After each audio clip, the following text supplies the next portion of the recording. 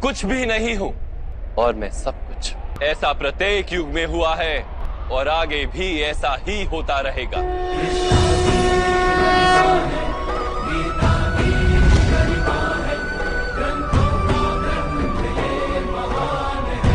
जब तुम आत्मज्ञान प्राप्त करोगे पार्थ, स्वयं को मुझसे जुड़ा ही पाओगे। तब तुम भी मेरी ही भांति स्वयं को परमात्मा के रूप में देखोगे। किंतु उस पद को प्राप्त करने हेतु मेरे प्रति संपूर्ण समर्पण अनिवार्य है। समर्पण क्या है मां? समर्पण मन की ऐसी स्थिति का नाम है जब मनुष्य अपने सारे संकल्पों का त्याग कर देता है, स्वयं से किसी प्रकार के निर्णय अथवा प्रण भी नहीं लेता। जिस प्रकार के कार्य उसे दिए जाते हैं उसी प्रकार के कार्य करता है। वास्तव में समर्पण का अर्थ होता है अपने आप, अपने मन, बुद्धि, ज्ञान को, इच्छा को, आशा को, अपनी भावनाओं को, अपना सब कुछ किसी को अर्पण कर देना। और ऐसे समर्पण को भक्ति कहते हैं। पत्नी का समर्पण पति की ओर, एक योद्धा का समर्पण सेनापति की ओर, एक शिष्य के हृदय में गुरु भक्ति होती है।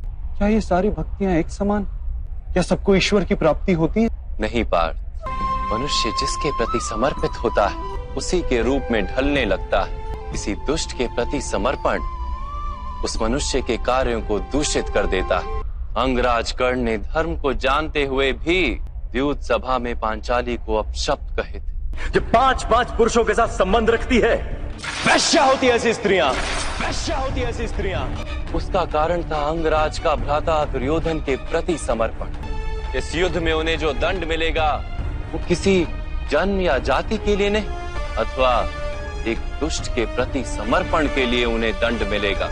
इसलिए हे धनंजय, समर्पण उत्तम के प्रति होना आवश्यक है। उसी से मनुष्य उत्तम बनता है। लोहे की माला से अपराधी बांधा जाता है, पीतल की माला से मंदिर के दीपक को बांधा जाता है और सोने की माला को आभूषण बनाकर गले में धारण किया जाता है। पति भक्ति, स्वामी भक्ति, मित्र भक्ति, ऐसी अनेक भक्तियां होती हैं पार्थ, किंतु सबसे श्रेष्ठ भक्ति तो परमात्मा की भक्ति होती है।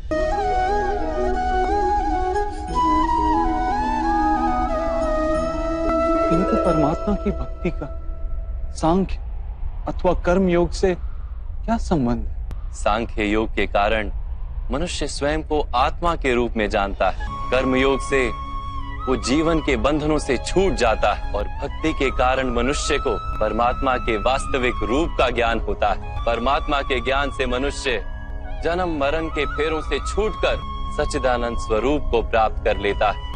परमात्मा में समाकर स्वयं परमात्मा हो जाता है। जैसे जल की छोटी सी बूंद जब सागर में मिलती है तो स्वयं सागर बन जाती है।